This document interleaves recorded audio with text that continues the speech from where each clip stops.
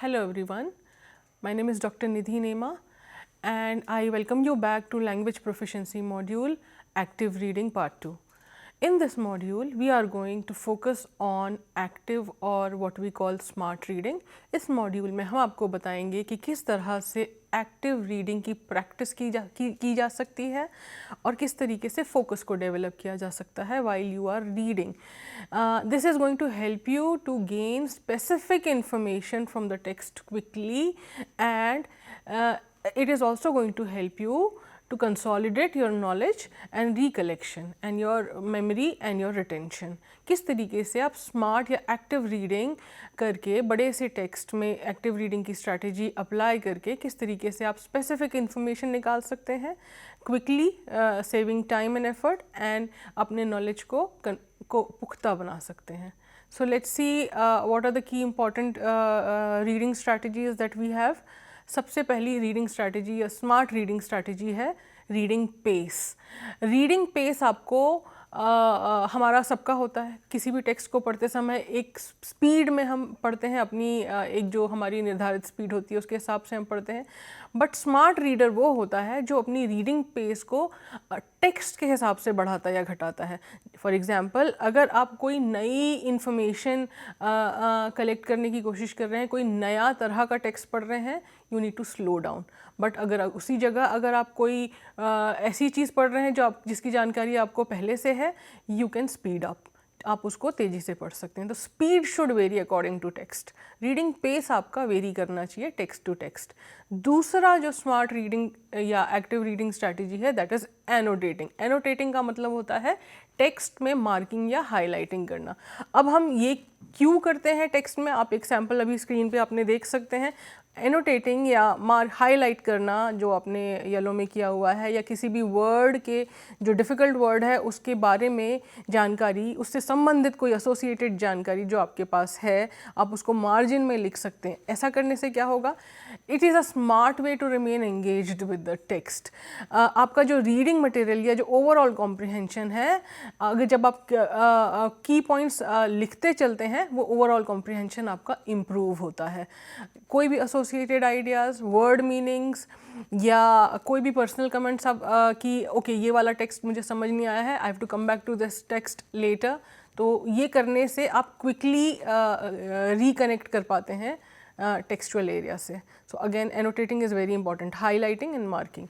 Second important active reading strategy is referencing. हम सभी जानते हैं जब डिफ़िकल्ट वर्ड्स पढ़ने में आते हैं तो हमें क्या करना चाहिए, हमें डिक्शनरी कंसल्ट करनी चाहिए. थेसॉरस भी कह सकते हैं आप उसको, रेफरेंस करना भी कह सकते हैं, या रेफरेंस चार्ट्स होते हैं उनको कंसल्ट कीजिए. ग्लॉसरी जो इनबिल्ट आती है कई ऐप्स में या हमारे डेस्कटॉप्स में इनबिल्ट आती है, जब आप वर्ड खोलते हैं और आपको कोई वर्ड का मीनिंग चाहिए, आप राइट क्लिक करके थेसॉरस या ग्लॉसरी में जा सकते हैं. तो ये करना इज़ एडवाइजेबल बिकॉज आपको ना सिर्फ मीनिंग पता चलती है बट वर्ड्स का, डिफ़िकल्ट वर्ड्स का प्रोनाउंसिएशन या उसका बैकग्राउंड इन्फॉर्मेशन, उसकी ओरिजिन, उसमें जो चेंजेस आए हैं ओवर द पीरियड, वो सब भी आपको पता चलता है. इससे अगेन आपकी वर्ड पावर स्ट्रेंथन होती है और लैंग्वेज प्रोफिशिएंसी इंप्रूव होती है. थर्ड जो important way of active reading है दैट इज़ ग्राफिक ऑर्गेनाइजर. ये बहुत इंटरेस्टिंग है. इसमें आप विजुअली मीनिंग कंस्ट्रक्ट करते हैं. इस तरीके के जब आप चार्ट्स बनाते हैं, कोई एक टॉपिक अगर आपने फॉर एग्जांपल लिया और आपको उस टॉपिक में रीडिंग करना है, तो आप जितना उस टॉपिक के फर्दर क्लासिफिकेशन में जाते हैं, आप उतना ज़्यादा उसको ब्रांच आउट कीजिए, उसकी अलग अलग ब्रांचेस बना लीजिए. फॉर एग्जांपल आपने प्लानिटरी सिस्टम पढ़ना शुरू किया, तो आप शुरुआत में लिखेंगे planetary system and then you will talk about planets and meteors या जो भी आपको यूनिवर्स में या गैलेक्सी में अलग अलग हेवनली बॉडीज़ दिखती हैं, आप उनके बारे में लिखते चलेंगे, classifying them and categorising them. This is just an example. इससे होता है कि आप अलग अलग जो आइडियाज़ हैं उनको फिट कर सकते हैं साथ में, और आपकी जो भी थॉट प्रोसेस है उसमें क्या स्ट्रेंथ है या क्या वीकनेस है, इसको भी आइडेंटिफाई कर सकते हैं. राइट, इसको माइंड मैप बनाना भी कह सकते हैं आप. तीसरा जो स्ट्रैटेजी है दैट इज़ चंकिंग, यानी बड़ी सी टेक्स्ट को छोटे छोटे पार्ट्स में ब्रेक करना. एक सैम्पल लेटर आपको दिख रहा है, इसमें आपने अपनी समझ के लिए क्या किया है कि आपने एक सेक्शन को डेट का लेबल दे दिया है, एक सेक्शन को सैल्यूटेशन, एक को body of letter and closing. यही स्ट्रैटेजी आप किसी भी बड़े टेक्स्ट पे अप्लाई कर सकते हैं जिसमें टॉपिक्स या सब टॉपिक्स नहीं दिए हुए हैं। आप ये कर सकते हैं कि आप अपनी कन्वीनियंस के हिसाब से एक पोर्शन को डेफिनेशन का लेबल लगा दिया आपने, एक पोर्शन को कैटेगरीज या क्लासिफिकेशन का या सब टॉपिक का लेबल लगा दिया। तो जो भी आपका टेक्स्ट है, जिस भी बारे में है, उसके अलग अलग सेक्शंस किस बारे में बात कर रहे हैं, उस हिसाब से आप उसकी चंकिंग या लेबलिंग कर सकते हैं, ताकि आपको ओवरऑल एक नज़र में समझ में आए कि किस पोर्शन में आपको जाना है या किस पोर्शन में आपके काम की बात है।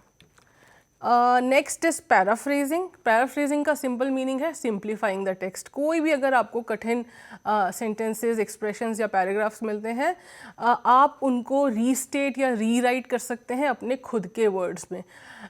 सिंप्लीफिकेशन सिंपली करने से ये होता है कि आपका एक तो फोकस आता है रीडिंग पे, और दूसरा आप बहुत क्लोज अटेंशन से ऑथर के आइडियाज़ को समझने की कोशिश करते हैं और अपनी अंडरस्टैंडिंग को बढ़ाने की कोशिश करते हैं। स्क्रीन पे आपको दिख रही है एक पोएम जिसको बहुत सिंपल वर्ड्स में अपने खुद के इंटरप्रिटेशन के हिसाब से मीनिंग निकाला गया है, ताकि बाद में जब भी आप इस पोएम को पढ़ने की कोशिश करें आपको समझ में आए कि पोएम का भाव क्या है।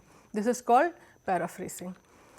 Now few other techniques are previewing, which is like reading the abstract. Previewing में आप ये करते हैं कि आप किसी भी बुक का या किसी भी टेक्स्ट का एब्स्ट्रैक्ट समरी, जो यूजुअली बुक के पीछे या शुरुआत में प्रीफेस के रूप में, इंट्रोडक्शन के रूप में दी हुई है, वो जान लें।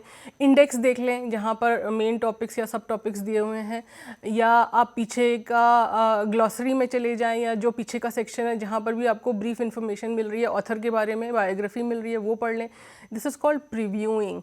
प्रीव्यूइंग से आपको एग्जैक्टली आइडिया पड़ता है कि आपके काम की जानकारी आपको उस बुक में मिलेगी या नहीं, या आपको उस बुक को या उस टेक्स्ट को कितना सीरियसली पढ़ना है। Next technique of smart reading और active reading is questioning. Questioning का मतलब ये है कि आप अपने तरफ से कुछ एक एरियाज़ मार्क करते चलें जहाँ पर आपको या तो डाउट है, या आपको कोई और बुक रेफ़र करनी है, या आपको ऐसा लगता है कि ये बात किसी से कंसल्ट करने से आपको क्लियर होगी। मार्किंग करते चलें, क्वेश्चंस लगाते चलें, क्वेश्चन टैग्स लगाते चलें, ताकि आपकी फर्दर रीडिंग इम्प्रूव हो सके, ताकि वो एरिया जो आपको ना समझ में आया हो आप उस पर वापस आएँ और अपना मीनिंग क्लियर कर सकें। उसके बाद नेक्स्ट एक और स्ट्रैटेजी है, that is called visualising, creating mental images.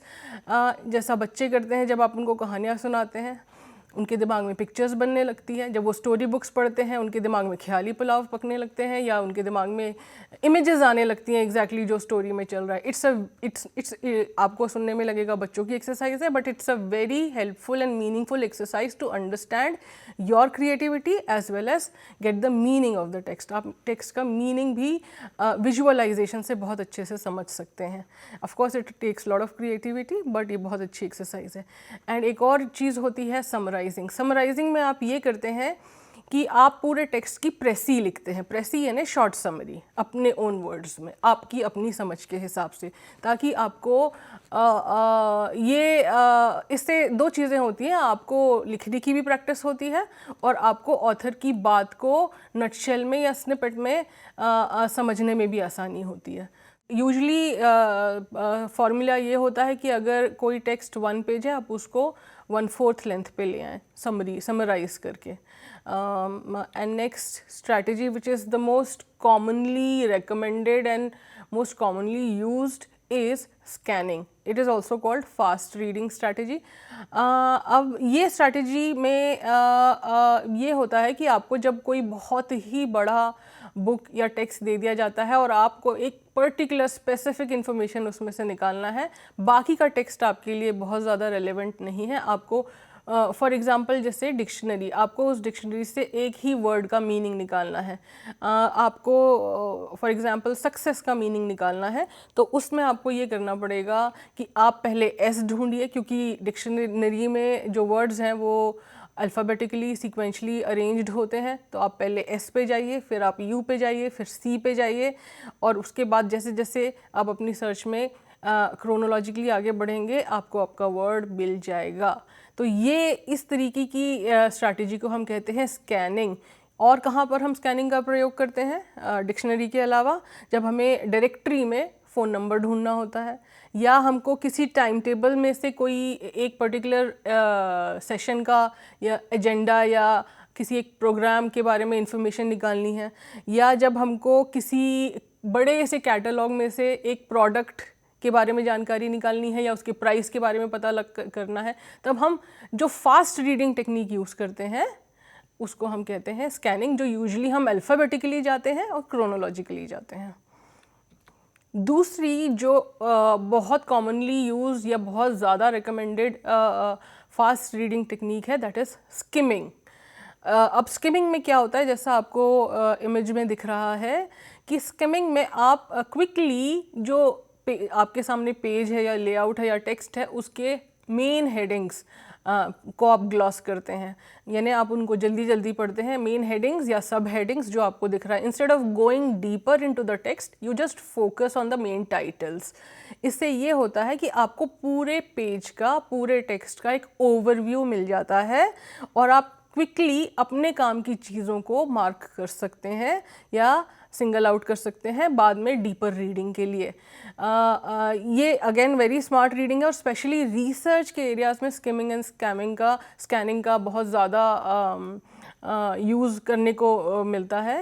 अगर फॉर एग्ज़ाम्पल स्किमिंग में अगर आपके पास कोई इंटरेस्टिंग आर्टिकल, न्यूज़पेपर आर्टिकल है और आपके पास इनफ टाइम नहीं है उस पूरे आर्टिकल को पढ़ने के लिए, तब आप मेन हेडिंग्स को हाईलाइट कीजिए और उन हेडिंग्स को हाईलाइट कीजिए जिनको आपको वापस आना है जिनके पास, और वापस उनको फर्दर रीड करना है जब आपके पास फ्री टाइम हो। और कहाँ पर हम स्किमिंग का प्रयोग करते हैं? वेबसाइट्स पे जब हम जाते हैं और अपने काम की इन्फॉर्मेशन हमें निकालनी है वेबसाइट्स में, तो हम पूरी वेबसाइट को तो पढ़ते नहीं है, हम स्क्रॉल करके वहाँ जाते हैं जो एरिया हमारे काम का है। उसके अलावा जब हम टेलीविज़न प्रोग्राम्स या टेलीविज़न प्रोग्राम के शेड्यूल्स को पढ़ते हैं, उसमें भी हम कई बार स्किमिंग का प्रयोग करते हैं। जो एक ड्रॉप डाउन मेन्यू आता है उसमें भी हम स्किमिंग का प्रयोग करते हैं। कैटलॉग्स आते हैं उसमें भी हम स्किमिंग का प्रयोग करते हैं। आप होटल में मेन्यू ऑर्डर करने जाते हैं खाना, तो मेन्यू देखते हैं तो आप सबसे पहले वहाँ स्किमिंग ही करते हैं, आप पूरा मेन्यू नहीं पढ़ते हैं। और इस तरह की जो सर्चिंग होती है ये आपके लिए बहुत ज़्यादा यूज़फुल होती है in the area of research and analysis. 3 most common reading problems जो स्टूडेंट्स इनकाउंटर करते हैं वो है issues of meaning making, meaning समझने में और मीनिंग को कनेक्ट करने में बहुत दिक्कत आती है। पुअर कॉम्प्रिहेंशन एबिलिटी का मतलब है कि पढ़ तो लिया है लेकिन सार समझ में नहीं आ रहा है। और तीसरी बात है स्पीड, पढ़ने की स्पीड बहुत कम होती है, स्पेशली वर्नैक्युलर स्टूडेंट्स के लिए, क्योंकि ज़्यादा पढ़ने की आदत नहीं होती है। तो ये तीनों ही जब प्रॉब्लम्स होती हैं तो आपकी रीडिंग बाधित होती है, आपकी रीडिंग स्मूथ नहीं होती है। तो इसके लिए और कोई उपाय नहीं है इसके अलावा कि आप पढ़ें, रेगुलर पढ़ें, दिन में 10 मिनट पढ़ें या 15 मिनट पढ़ें, बट जितना ज़्यादा आप लैंग्वेज में टच में आएंगे या जितना ज़्यादा आप रीडिंग के टच में आएंगे, आपकी ना सिर्फ रीडिंग की प्रॉब्लम्स दूर होंगी, आपकी लैंग्वेज की प्रॉब्लम्स भी दूर होंगी, आपकी कॉम्प्रिहेंशन एबिलिटी इम्प्रूव होगी, आपकी लैंग्वेज प्रोफिशिएंसी इम्प्रूव होगी। And these are few suggestions that I would recommend कि आप इन बुक्स को और फर्दर पढ़िए और अपनी स्मार्ट रीडिंग स्ट्रैटेजीज़ डेवलप कीजिए। और इसके अलावा ये जो रेफरेंसेस हैं इनको भी आप ध्यान से एक बार देख लीजिए। कंटेंट में आपकी कुछ रीडिंग एक्सरसाइजेज दी गई हैं, उनको भी ध्यान से कीजिए। And with this we come to an end. Thank you very much.